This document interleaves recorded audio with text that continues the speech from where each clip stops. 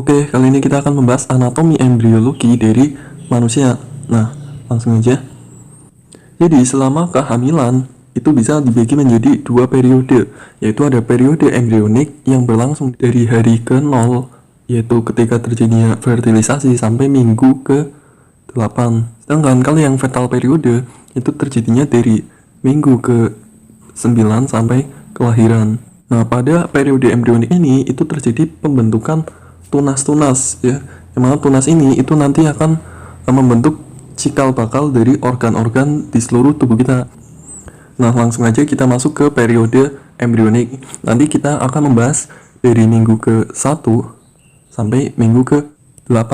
Tenang aja, ini nggak akan terlalu banyak, cuman pada minggu 1, 2, 3, dan 4 ini memang paling banyak. Sedangkan 4 ya nih gitu, cuma 1, 2, 3. Terus 5, 6, 7, 8 ya, dari 4 sampai 8 ini jadi cuma dikit.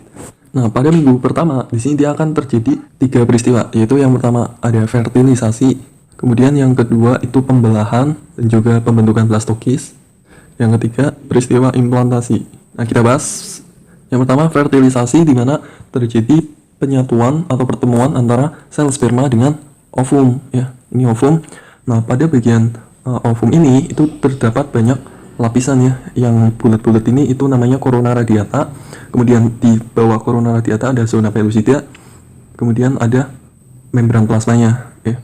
Nah, ketika terjadi fertilisasi, sperma ini dia akan menembus lapisan-lapisan ini ya. 3 lapisan ini dia akan ditembus menggunakan apa nih, pada bagian kepala dari sperma di sini dia mengandung enzim yang namanya enzim akrosom. Enzim akrosom ini dia akan mampu untuk membelah lapisan-lapisan ini sehingga sperma ini bisa masuk. Nah, ketika satu sel sperma itu berhasil masuk, pada membran oosit itu akan terjadi depolarisasi, yang mana depolarisasi ini akan membuat zona pellucida itu menjadi keras sehingga tidak ada lagi sperma yang bisa masuk, sehingga cuma ada satu sperma yang bisa masuk. Nah, setelah sperma ini masuk, ekornya ini akan lepas, kemudian kepala dari sperma ini akan bergabung dengan inti dari oosit sekunder ini. Nah, setelah ini berpisah, ini kan N, kepala sperma juga mengandung N, sehingga nanti akan terbentuk 2N. Nah, selanjutnya terjadi pembelahan dan pembentukan blastokis. Ini masih di minggu pertama. Jadi ketika sperma dan ovum itu berhasil bertemu, dia akan menjadi zigot. Zigot ini dia akan terus mengalami pembelahan dari satu sel menjadi 2, menjadi 4, kemudian menjadi 8, 16, dan seterusnya. Nah, masing-masing sel dari hasil pembelahan tadi ya, 1, 2, 3, 4, 5 itu masing-masing disebut sebagai blastomer, di mana pada hari pertama setelah fertilisasi di sini itu terbentuk 2 blastomer. Kemudian ini di sini masih ada zona pellucida.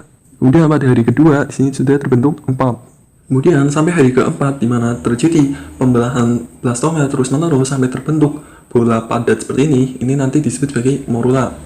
Yaitu ketika blastomer itu sudah memenuhi zona pellucida ini. Oh ya, yang perlu kalian ketahui juga bahwa blastomer ini dia semakin banyak membelah, dia akan semakin mengecil. Ya, jadi ini ukurannya itu sama semua, hanya ukuran blastomer di dalamnya itu semakin kecil. Kemudian pada hari ke-5 sel-sel blastomer tadi itu semakin menepi. Ya, sel-sel ini itu akan menepi ke bagian membran plasmanya. Kemudian setelah itu zona pellucida yang tadinya itu ada di sini itu akan memecah sehingga tidak ada lagi zona pellucida pada hari ke-5 karena sel-sel blastomer itu tadi pada menepi, sehingga pada bagian tengahnya terbentuk suatu rongga, yang mana rongga ini itu disebut sebagai blastokis cavity ya. Ini sama-sama hari ke-5, cuma ini beda penampakan, ini tampak luar, ini tampak dalam. Kemudian sel-sel yang tadi sudah menepi untuk membentuk blastokis cavity, sel-sel yang menepi ini dia akan membentuk dinding-dinding blastokis ini. Nah, sel-sel yang menepi itu disebut sebagai trophoblast.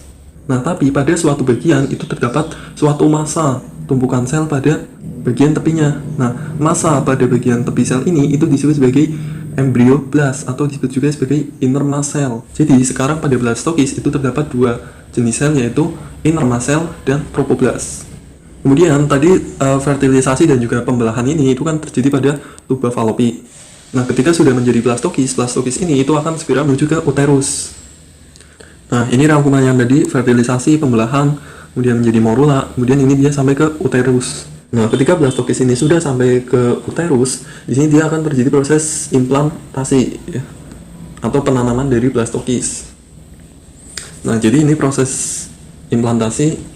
Nah, pada bagian dinding-dinding uterin ini itu ada endometrial gland atau kelenjar endometrial. Nah, kelenjar ini itu mengsekresikan yang namanya uterine milk.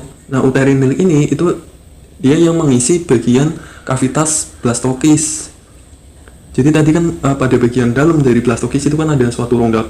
Nah, rongga ini, blastokis cavity, itu diisi oleh uterine milk yang disekresikan oleh endometrial gland. Nah, pada bagian dinding uterus ini, blastokis ini dia akan mulai menempel. Nah, pada bagian yang terdapat massa sel, yang terdapat inner mass cell, itu berada pada bagian yang dekat dengan endometrium. Endometrium ini itu juga mengandung banyak pembuluh darah dan akan semakin banyak ketika sudah terjadi implantasi. Nah, sekarang kita masuk ke minggu kedua.